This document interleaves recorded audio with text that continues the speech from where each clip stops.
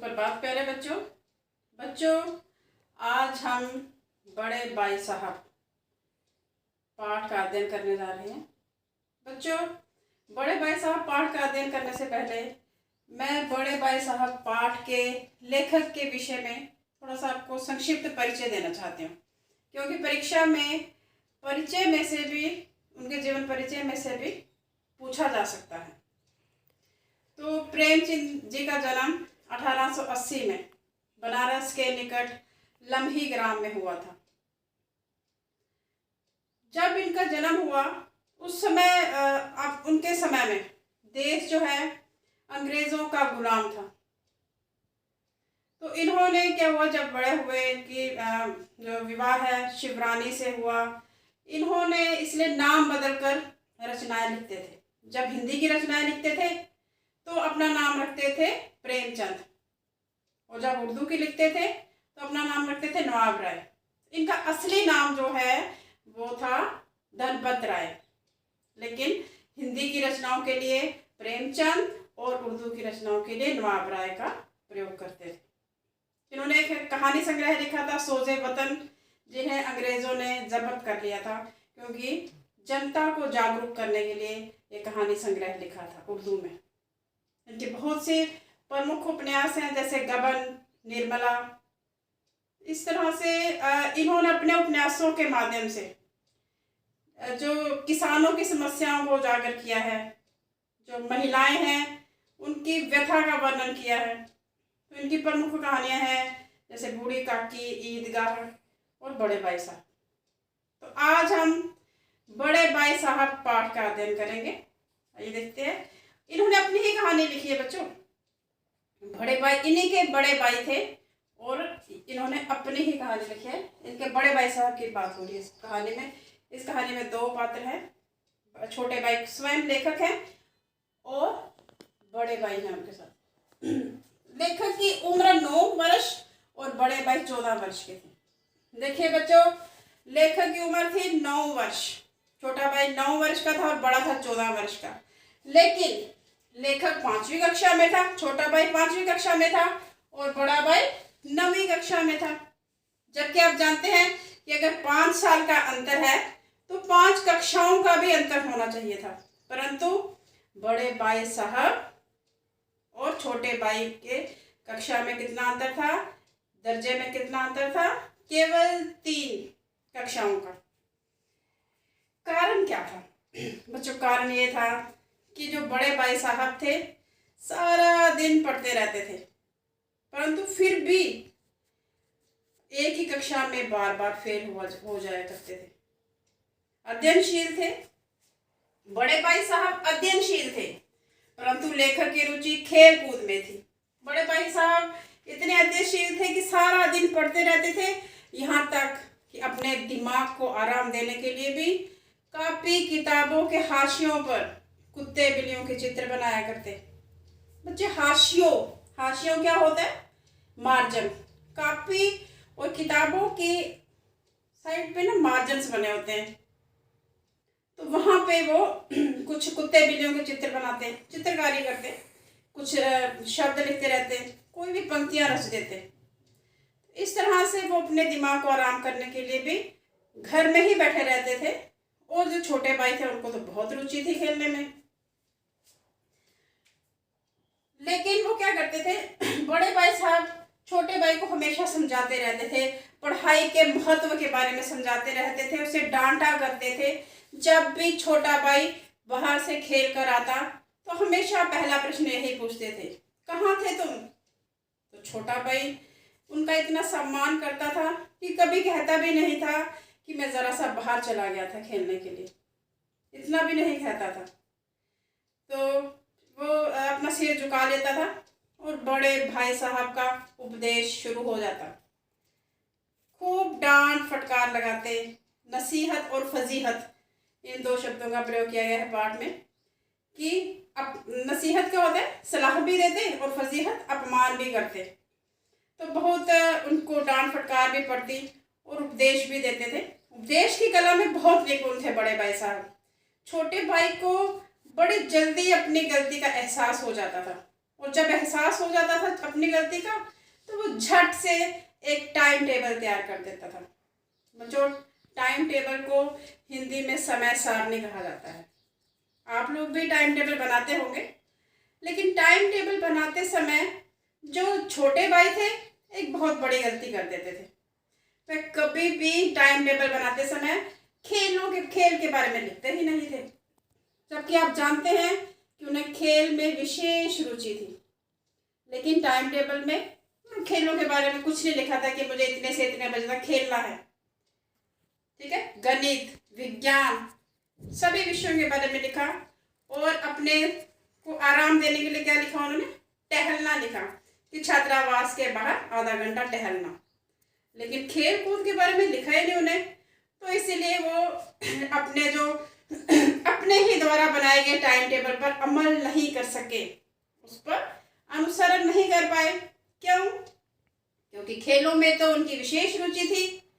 उन्हें खेलों के लिए भी एक निश्चित समय रखना चाहिए था, परंतु उन्होंने नहीं रखा। बाहर जब बच्चों को देखते खेलते हुए तो उनका मन भी आकर्षित हो जाता बाहर जाने के लिए, उत्सुक हो जाते बाहर जाने के लिए, तो हमेशा चले जाते और टाइम टेबल का अनुसरण नहीं कर पाते। अब क्या हुआ? सालाना इम्तिहान हुआ। सालाना इम्तिहान क्या होता है? वार्षिक परीक्षा। वार्षिक परीक्षा हुई। छोटा भाई जो है वो प्रथम आया और बड़ा भाई फेल हो गया। अब छोटे भाई को थोड़ा सा घमंड हो गया। छोटे भाई ने सोचा कि अब तो मैं प्रथम आया हूँ, उसको थोड़ा सा घमंड हो गया। तो एक दिन वो खेलने चला जाया करता था बाहर, खेलने चला जाया करता। एक दिन क्योंकि उसने सोचा कि बड़े भाई साहब भी अब विनम्र हो गए हैं और ये फेल हो गए हैं, मैं तो ऐसे ही प्रथम आ गया हूँ। तो एक दिन वो बाहर से खेल कूद कर आ रहा था कि बड़े भाई साहब ने कहा कि कहाँ थे, क्योंकि पहला प्रश्न उनका हमेशा यही होता था। वो गुल्ली डंडा खेल कर आया था। तो बड़े भाई साहब ने उसे बहुत डांटा और फटकारा और उन्होंने बोला कि प्रथम आ गए हो तो बड़ा घमंड हो गया है। एक बात तुम्हें बता दूं, समझा दूं मैं कि बड़े बड़े लोगों ने घमंड किया, उनका सर्वनाश ही हुआ है। जिसने घमंड किया इस धरती पर, रावण, शाहरुम, शैतान, ये 3 उदाहरण दिए उसने। बड़े भाई ने कहा रावण चक्रवर्ती राजा था। चक्रवर्ती राजा कौन सा राजा होता है? जो भूमंडल का स्वामी होता है। उसे सारे देशों के राजा जो थे कर दिया करते थे। कर क्या होता है? टैक्स। क्योंकि उसकी अधीनता स्वीकार करते थे, सारे देश उसकी अधीनता स्वीकार करते थे। उसे भूमंडल का स्वामी कहा जाता था। लेकिन रावण को अभिमान हो गया और उसका सर्वनाश हो गया। शाहरुम, इसको भी घमंड हो गया था धन का, और इतना गरीब हो गया कि जगह जगह उसे भीख मांगने के लिए उसे भीख मांगनी पड़ी। घर घर जाकर उसे भीख मांगनी पड़ी। शैतान को घमंड हो गया था कि भाई मैं तो भगवान का बहुत प्रिय हूँ। तो भगवान ने उसे स्वर्ग से उठाया और नरक में धकेल दिया। इसीलिए घमंड मत करो। घमंड अच्छों का नहीं रहा। अगर अव्वल आ गए हो तो कोई बहुत बड़ा काम नहीं हो गया, ये तो तुम्हारा तुक्का लग गया है। ये तो अंधे के हाथ बटेर लगी है। तो अंधे के हाथ बटेर लगना बच्चों, यह भी एक मुहावरा है, जिसका अर्थ होता है कि जो डिजर्व नहीं करता ना, जो काबिल नहीं होता, लेकिन उसको वो चीज़ मिल जानी जिसके वो काबिल नहीं है। तो इसलिए उसने ये कहा कि तुम्हें ये तो अंधे के हाथ बटेर लग गया, तुम तो प्रथम आ ही नहीं सकते थे, चलो आ गए हो तो इतना घमंड मत करो। इन लोगों को भी घमंड हुआ था और इनका तो सर्वनाश हो गया था, इसीलिए घमंड छोड़ दो। तो छोटा भाई, जब भी वो इतने बड़े उदाहरण देते तो छोटा भाई जो है उनकी उपदेश कला से वो समझ जाता बात। ठीक है, फिर से पढ़ाई करना शुरू कर देता। अब क्या हुआ? बड़े भाई ने एक और बात समझाई। बड़े भाई ने कहा ठीक भाई, तुम सोचते होगे कि मैं फेल हो जाता हूँ, लेकिन एक बात तुम्हें बता दूं, जब मेरी कक्षा में आओ फिर तुम्हें पता चलेगा कि पढ़ाई क्या होती है। हाँ, मैं फेल हुआ हूँ, लेकिन एक बात बता दूँ कि आज की शिक्षा व्यवस्था जो है ये तो मुझे बिल्कुल पसंद नहीं है भाई। क्या रटंत शिक्षा प्रणाली है ये तो, रट्टा चढ़ाओ तो पास हो जाओ। उन्होंने उदाहरण दिए कुछ इतिहास, कहते कि देखो कैसी पढ़ाई है हमारी आजकल की। इतिहास हमें पढ़ना पड़ता है, अपने देश का नहीं विदेशों का भी इतिहास पढ़ना पड़ता है। और ये जो अंग्रेज हुए थे ना, इनका कोई एक नाम तो था नहीं, इनके पास तो नाम भी नहीं जुड़ते थे। अरे हेनरी एक, हेनरी दो, हेनरी तीन। अगर हेनरी दो की जगह हेनरी एक लिख दो या हेनरी एक की जगह हेनरी दो लिख दो तो अंक कट जाते।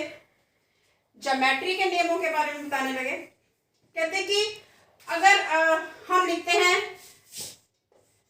एंगल ए बी सी, ठीक है, अ ब ज, ज्योमेट्री में अगर अ ब ज की जगह हम अ ज ब लिख देते हैं, ठीक है, जैसे ए बी सी लिखा ना मैंने, ए सी बी लिख दिया तो नंबर सफा चट, एक नंबर भी मिलता, शून्य अंक मिलते हैं। क्या रटन शिक्षा प्रणाली है ये, ठीक है। फिर उन्होंने उदाहरण दिया हिंदी का, कहते निबंध आता है समय की पाबंदी पर निबंध लिखिए संक्षिप्त में 150 शब्दों का। अरे मुझे समझ नहीं आती, एक तरफ तो आप कहते हो समय की पाबंदी पर निबंध लिखो संक्षिप्त में, और फिर कहते हो 150 शब्दों में। भाई ये संक्षिप्त क्या हुआ, संक्षिप्त होता है ना शॉर्ट, तो ये तो 150 शब्दों में, और ऊपर से कह रहे हो समय की पाबंदी, तो ये तो समय का दुरुपयोग हुआ, समय का सदुपयोग तो हुआ नहीं कि हम इतने इतने पन्ने भर देते हैं समय के सदुपयोग पे। तो भाई ये मुझे आज की शिक्षा प्रणाली या आज की शिक्षा व्यवस्था मुझे कुछ अच्छी नहीं लगी, ठीक है। तो शायद ये कारण है कि मैं फेल हो जाता हूँ। जब तुम मेरी कक्षा में पहुंचोगे तो तुम्हें पता चलेगा कि पढ़ाई क्या होती है। और अंग्रेजी तो तुम पढ़ोगे तो तब पता चलेगा तुम्हें। अंग्रेजी सीखना अरे गहरे नथु खैरे के बस की बात नहीं है, मतलब कि हर कोई अंग्रेजी नहीं सीख सकता। बच्चों, बड़े भाई साहब ने ये इसलिए कहा था क्योंकि जब ये कहानी लिखी गई थी उस समय देश गुलाम था अंग्रेजों का, और नई नई अंग्रेजी सीख रहे थे लोग, इसलिए उन्होंने कहा था कि अंग्रेजी सीखना कोई आसान बात नहीं है, ऐरा गहरा नथु खैरा हर कोई व्यक्ति अंग्रेजी नहीं सीख सकता, इसलिए तुम्हें पढ़ना चाहिए। खेल कूद से मन हटाओ और पढ़ाई की तरफ मन लगाओ। इस तरह से उन्होंने उदाहरण दिए और अपने छोटे भाई को फिर से पढ़ाई के लिए राजी कर दिया। फिर सालाना इम्तिहान हुआ, अर्थात फिर वार्षिक परीक्षा हुई। वार्षिक परीक्षा हुई, फिर से बड़े भाई फिर से फेल हो गए और छोटे भाई जो हैं फिर प्रथम आए। अब छोटे भाई ने सोचा कि अब तो बड़े भाई को आड़े हाथों लेना चाहिए, मुझे हमेशा डांटते रहते हैं और खुद तो फेल हो जाते हैं। लेकिन बड़े भाई साहब की व्यथा उनसे देखी ना गई, उनका दुख उनसे देखा ना गया, इसीलिए उन्होंने कुछ नहीं कहा। लेकिन उनकी जो विनम्रता थी, बड़े भाई साहब भी सहनशील हो गए, कुछ भी नहीं कहते थे उसको। वो बार बार बाहर चला जाता था खेलने के लिए, गुल्ली डंडा खेलता, पतंगबाजी करता, पतंगे उड़ाने का शौक उसे चढ़ गया, कंकरियां खेलता, ठीक है, गुल्ली डंडा खेलता, जो कागज की तितलियां उड़ाता, इस तरह से अब पतंगों का भी शौक पड़ गया। कनकौवे उड़ाना, कनकौवे क्या होता है, पतंगबाजी करना, पतंगे उड़ाना। तो अब वो चला गया बात। एक दिन वो क्या कर रहा था, पतंग लूट रहा था, तो अचानक बड़े भाई सामने से आ गए। बड़े भाई जब सामने से आए तो क्या हुआ, बड़े भाई साहब की जब उससे मुठभेड़ हुई तो बड़े भाई ने कहा कि आओ मैं तुम्हें एक बात। बड़े भाई फिर नाराज थे, गुस्से में थे बड़े भाई। बड़े भाई ने कहा कि बात सुनो, अनुभव के महत्व को समझाते हुए उन्होंने कहा, कहते ठीक है, अब तो मेरे और तुम्हारे बीच में एक ही कक्षा का अंतर रह गया है और हो सकता है अगले वर्ष तुम मेरी ही कक्षा में आ जाओ, तुम भी 9वीं में पहुंच जाओ अगले वर्ष। लेकिन मैं एक बात बता दूं घमंड नहीं करना इस बात का, क्योंकि अनुभव का अपना महत्व होता है। मैं तुमसे 5 वर्ष, अगर तुम मेरी भी कक्षा में पहुंच जाओगे ना, तो मेरे से बड़े तो नहीं हो जाओगे ना तुम।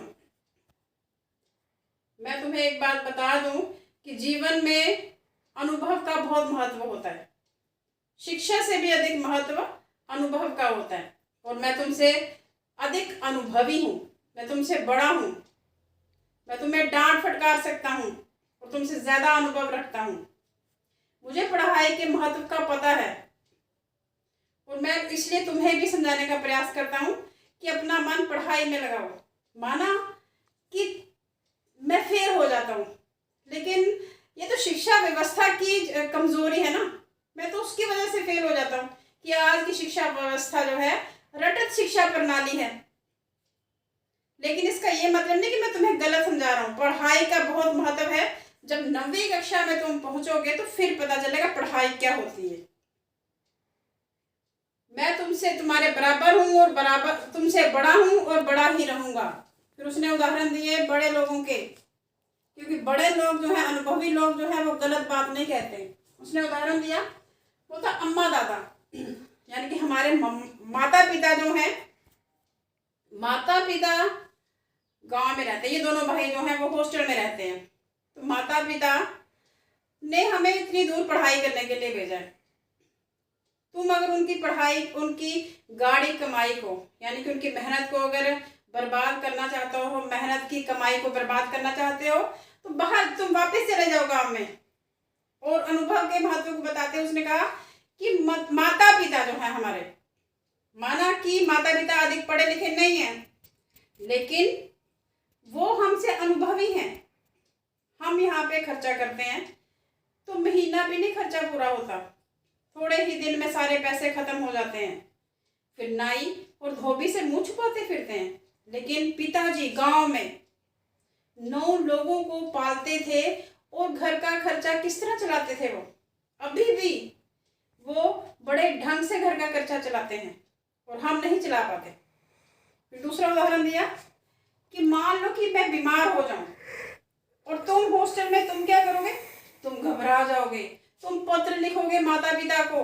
लेकिन अगर तुम्हारी जगह माता पिता हो तो वो कभी ना घबराए। पहले तो वो घर में ही थोड़ा मेरा उपचार करें और उसके बाद चिकित्सक के पास ले जाएंगे।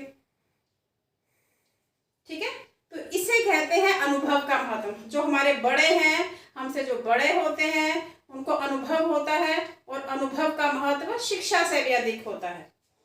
फिर उसने उदाहरण दिया हेडमास्टर साहब का। उसने बोला हमारे हेडमास्टर है ना, जो हेडमास्टर एमए हैं, एमए पास हैं और वो भी ऑक्सफोर्ड यूनिवर्सिटी से। लेकिन जब उनका वेतन है 1000 रुपये। जब घर का खर्चा खुद चलाते थे तो सारा पैसा जो है महीने से पहले ही उड़ जाता था, परेशान रहते थे। लेकिन जब से उन्होंने अपनी बूढ़ी माँ को घर का प्रबंधन दिया है संभालने के लिए, ठीक है, घर का खर्चा संभालने के लिए कहा है, आराम से घर का खर्चा चलता है। उनकी बूढ़ी माँ अनपढ़ है परंतु अनुभवी है। ठीक है, उन्होंने इसी तरह से अनुभव का महत्व समझाते हुए कहा कि जो पढ़े लिखे नहीं है, जो बड़े हैं उम्र में, उनको अनुभव होता है। और मुझे भी जिंदगी का अनुभव है, मुझे भी पढ़ाई के महत्व का पता है। इसीलिए मैं तुम्हें कह रहा हूँ कि पढ़ाई करो, पढ़ाई किया करो। अगर तुम कुशाग्र बुद्धि हो, इसीलिए तुम्हें थोड़ा सा कहता तो तुम पढ़ लेते हो। ठीक है, लेकिन अगली कक्षाओं में ऐसे नहीं चलेगा। तुम जब 9वीं कक्षा में पहुंचोगे तब तुम्हें पता चलेगा कि पढ़ाई क्या होती है। इस तरह उसे समझाता है। तो कहता है कि ठीक है, तुम सोचते होगे कि ये भी फेल हो गया है, मैं इसलिए फेल हूँ शिक्षा प्रणाली की वजह से। फिर उसे वो कहते हैं कि ठीक है, अगर मुझे देखो तुम, मैं कितने संयम का पालन करता हूँ। मैं भी तो छोटा हूँ, मेरा भी मन करता है पढ़ाई करने का, मेरा भी मन करता है खेलने का, लेकिन मैं कभी खेलने जाता हूँ? कभी नहीं ना। क्यों? क्योंकि मुझे पता है कि अगर मैं खेलने चला जाऊंगा तो मैं तुम्हें कैसे रोकूंगा। इसीलिए मैं अपने आप को संयम में रखता हूँ। ठीक है, संयम क्या होता है? अपने आप को कंट्रोल किया हुआ मैंने, उसका मेरा भी मन करता है ना, मैं भी तो छोटा ही हूँ, मेरा भी मन करता है खेलने का, लेकिन मैं सोचता हूँ कि तुम्हें कैसे रोकूंगा, क्योंकि मेरा कर्तव्य है, बड़ा भाई होने के कारण मेरा कर्तव्य है कि मैं तुम्हें सही, तुम्हारा सही मार्गदर्शन करूं। ठीक है। अब ये बात समझा रहा था, छोटा भाई उनकी बात सुनकर शर्मिंदा हो जाता है। इतनी देर क्या होता है कि एक पतंग आती है, एक पतंग आती है उड़ती हुई, और बड़े भाई तो वैसे भी बड़े थे, ठीक है, बड़े भाई लंबे थे, उन्होंने उस पतंग को पकड़ लिया और उसे पकड़कर हॉस्टल की तरफ दौड़े, और पीछे साथ में भाई और पीछे बहुत सारे बच्चे हॉस्टल की तरफ दौड़ना शुरू हो गए, क्योंकि बड़े भाई साहब ने पतंग पकड़ ली। तो बच्चों यही कहानी थी। इस कहानी में बहुत सारी बातों की शिक्षा मिलती है हमें, जैसे आज की रटत शिक्षा प्रणाली पे व्यंग्य किया गया है लेखक के बड़े भाई के द्वारा, और इस कहानी में शिक्षा के महत्व को नहीं बल्कि अनुभव के महत्व को दर्शाया गया है। उन्होंने कहा है कि अनुभव का जिंदगी में शिक्षा से भी अधिक महत्व होता है। ठीक है, इसीलिए अनुभव के महत्व को भी समझना चाहिए। तो यही थी बच्चों कहानी। धन्यवाद।